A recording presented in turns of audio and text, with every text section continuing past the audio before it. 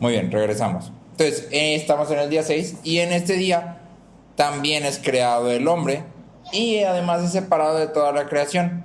En el versículo 26 dice, y dijo Dios, hagamos al hombre a nuestra imagen, conforme a nuestra semejanza, y ejerza dominio sobre los peces del mar, sobre las aves del cielo, sobre los ganados, sobre toda la tierra y sobre todo reptil que se arrastra sobre la tierra. Entonces tú y yo debemos de notar que aunque el hombre es categóricamente diferente de los animales, también es similar en muchos aspectos, ¿sí? Si te fijas, es formado de la tierra, igual que las criaturas vivientes, es hecho en el sexto día, igual que las otras criaturas vivientes, y se alimenta de lo mismo que ellos, y de hecho se puede reproducir igual que ellos. Sin embargo, lo que distingue al hombre de todas las demás criaturas vivientes es su relación con Dios. Eso es lo que le da a la humanidad y al hombre y a la mujer su identidad específica. El hombre es creado específicamente para relacionarse con Dios, ¿sí? Dios dice aquí, hagamos al hombre a nuestra imagen y semejanza, ¿sí? Y en esta frasecita, aunque no podemos derivar la doctrina de la Trinidad aquí en Génesis 1, en realidad es imposible, ¿sí? Sí podemos ver una referencia muy clara y una base para lo que en un futuro se convertiría la doctrina. En Génesis 1:2 vimos que el Espíritu se movía sobre la faz de las aguas. Y luego cuando conectamos Juan 1 con Génesis 1:3, vimos que la palabra de Dios es el Hijo de Dios. ¿Sí? Entonces esta plática, cuando Dios viene y dice, hagamos al hombre a nuestra imagen y semejanza, es una referencia directa a la pluralidad que existe en Dios. ¿Sí? Como vimos el viernes. Entonces, es en virtud de la creación especial del hombre a la imagen de Dios que el hombre se eleva sobre las demás criaturas. Bruce Waltke dice, mientras que las otras criaturas fueron hechas según su especie, el hombre es hecho a la imagen de Dios. Ser hecho a la imagen de Dios establece el rol de la humanidad en la tierra y garantiza la comunión con lo divino. Si tú y yo no tuviéramos la imagen de Dios en nosotros, no pudiéramos relacionarnos con Dios. Si tú y yo no tuviéramos la imagen de Dios en nosotros, no seríamos nada diferente a los animales, ¿sí? Por eso la imagen de Dios es un concepto que debemos atesorar.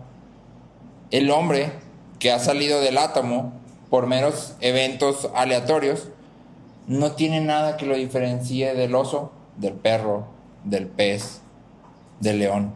No hay nada que lo distinga. ¿Por qué? Porque salió exactamente de donde mismo, de la misma forma, por eventos aleatorios, ¿sí? Simplemente se super desarrolló o super evolucionó, pero no hay nada que lo distinga. Sin embargo, cuando venimos a la Biblia y vemos que tenemos una dignidad y un valor que son establecidos desde nuestro origen, porque la imagen de Dios está en nosotros, entonces entendemos que este concepto debe de atesorarse, ¿sí? Y algo muy interesante aquí, y lo platicábamos cuando hablábamos de la evolución, es que cuando hablamos de la imagen de Dios en el hombre, esta idea ha trascendido la historia de la humanidad. Y de hecho, la idea de que no podemos asesinar está cimentada en la Biblia, en que todos tenemos la imagen de Dios, y en las leyes terrenales, en que todos los hombres somos iguales, ¿sí? Y que estamos por encima de los animales, porque tú puedes ir y puedes matar una vaca, pero no puedes matar a un hombre, ¿sí? Entonces, esta idea de la imagen de Dios está permeada en todas las culturas, ¿sí? Esta idea de la imagen de Dios fue lo que llevó a Napoleón, por ejemplo, con sus ideas, a pelear en contra de los reyes, porque él dijo, el rey no es nada más que todos los hombres. Todos somos iguales. El rey no es un elegido especial de Dios. Todos somos iguales, ¿sí? Entonces, esta parte de la imagen de Dios, si tú y yo la abandonamos por abrazar evolución, estamos abandonando mucho más que nada más una creencia de, es que no creo en Génesis 1 literal. Estás abandonando mucho más que nada más eso, ¿sí? Entonces, este mismo origen, la imagen de Dios, nos convierte en representantes de Dios en la tierra. Llevar la imagen de Dios, entre muchas cosas, implica que ejercemos dominio, ¿sí? Dice ahí en el versículo 26, y ejerza dominio sobre los peces del mar, sobre las aves del cielo, sobre los ganados, sobre toda la tierra y sobre todo reptil que se arrastra sobre la tierra. Pero lo importante es que cuando tú y yo creamos una imagen de algo, queremos que esa imagen recuerde algo. Si cuando vas y construyes un monumento de fulanito, ¿qué quieres que la gente piense cuando ve el monumento? Que se recuerde de esa persona, no que piense específicamente en el monumento. Si piensa en el monumento y no en la persona, fallaste tu propósito, ¿no? El monumento debe recordar a la persona y lo que la persona hizo, por eso se hace un monumento. Entonces tú y yo como portadores de la imagen de Dios, nuestro propósito es que la creación vea en nosotros cualidades de Dios, ¿sí? Que lo glorifican. Entonces cuando hablamos de que el hombre debe de ejercer dominio, y esto ya lo hemos platicado, dominio no significa todo es mío y lo voy a utilizar y lo voy a sobreexplotar, ¿sí? Sino que debemos de gobernar sobre la tierra y sobre toda criatura, pero como administradores que representan a Dios, ¿sí? Entonces el mandato de ejercer dominio conlleva el uso, pero también el cuidado de la tierra, ¿sí? Pero el origen del mandato, ¿sí? Que ejerza dominio porque tiene la imagen de Dios, nos enfoca. ¿En qué nos enfoca? En que nuestro dominio del mundo debe de ser para el cumplimiento de los propósitos de Dios y para mostrar su gloria, no para nuestro propio placer o para nuestros intereses pecaminosos. La razón por la que ejercemos dominio es porque tenemos la imagen de Dios, y eso implica que el dominio tiene un sentido específico, ¿sí? Lo que Dios quiere hacer. Schaeffer dice, creado a la imagen de Dios, el hombre tiene la responsabilidad de administrar conscientemente todo lo que Dios ha puesto bajo su cuidado, ¿sí? Entonces, como tú y yo portamos la imagen de Dios, es importante que tengamos cuidado de aquello que ha sido puesto bajo nuestras manos. Y hablamos de toda la creación, ¿sí? Ahora, en el Salmo 8, si me acompañas hasta allá, David comenta sobre la creación. De hecho, hace como el primer comentarista de Génesis, ¿no? En Salmos 8, del versículo 5 al 8, leemos: sin embargo, lo has hecho un poco menor que los ángeles y lo coronas de gloria y majestad. Tú le haces señorear sobre las obras de tus manos. Todo lo has puesto bajo sus pies, todas las ovejas y los bueyes, y también las bestias del campo, las aves de los cielos y los peces del mar, cuanto atraviesa las sendas de los mares, ¿sí?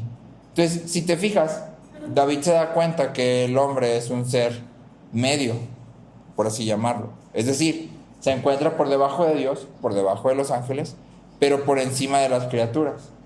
Sí, y esto presenta una pregunta para nosotros que la verdad no es una pregunta como muy lógica, pero por la cultura en la que la vivimos es necesario hacerla. Y es, ¿hacia dónde debemos de mirar? ¿Sí? ¿Deberíamos de ver hacia abajo, hacia los animales y pensar que somos mayor que ellos, una clase superior de animal? ¿O deberíamos de mirar hacia arriba y pensar en nosotros como los portaimágenes de Dios? ¿Sí? Montgomery Boyce dice, la humanidad ha estado justificando el mal comportamiento humano con base en que somos solo animales después de todo. Entonces, cuando tú te metes a ver algunos de los debates más recientes, desde la homosexualidad hasta el aborto, han tratado de ser justificados con la siguiente lógica. 1, el hombre es un animal. 2, los animales hacen X o Y. 3, por lo tanto, está bien, o por lo menos es razonable, que el hombre también haga X o Y. ¿Por qué? Porque pues nomás eres un animal superior, exactamente, ¿sí? Pero la Biblia en realidad refuta totalmente esta lógica. Nosotros no debemos de ver hacia abajo y pensar soy un animal superior, sino debo de ver hacia arriba y pensar soy un poco menor a los ángeles y he sido coronado con gloria y honor, ¿sí? ¿En qué sentido? En que Dios ha puesto su imagen en mí. Tú y yo vivimos en el mundo de acuerdo a los estándares y voluntad de Dios, ejerciendo su dominio sobre la tierra. Sí somos criaturas igual que los otros animales, pero portamos la imagen de Dios, ¿sí? Y esto debe hacer que nuestra mirada y nuestros corazones estén dirigidos hacia Dios en gozo, en obediencia y en adoración. Mucho más adelante del Salmo 8, haciendo referencia a él y por lo tanto haciendo referencia a Génesis 1, encontramos en Hebreos 2, del 6 al 9, otra vez un comentario a esto. En el versículo 8, el autor de Hebreos dice que ahora no vemos aún todas las cosas sujetas a Cristo, ¿sí? Ahora no vemos aún todas las cosas sujetas a Cristo. Aunque Él las ha sujetado a todas, aún no las vemos todas, ¿sí? Y esto hace referencia a la humanidad que está en desorden. La realidad es que nuestro pecado no solo ha arruinado el mundo, sino también ha arruinado nuestras vidas. Nos ha separado de Dios y nos ha colocado bajo su ira. Sin embargo, en el versículo que sigue, el autor de Hebreos añade la solución a nuestro problema. Hebreos 2:9 dice: pero vemos a aquel que fue hecho un poco inferior a los ángeles, es decir, a Jesús, coronado de gloria y honor a causa del padecimiento de la muerte, para que por la gracia de Dios probara la muerte por todos. Es nuestro pecado lo que nos hace mirar hacia abajo y buscar patrones aceptables de comportamiento en los animales.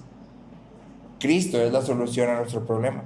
Al confiar en Cristo podemos mirar de nuevo hacia Dios y somos perdonados a través de su muerte.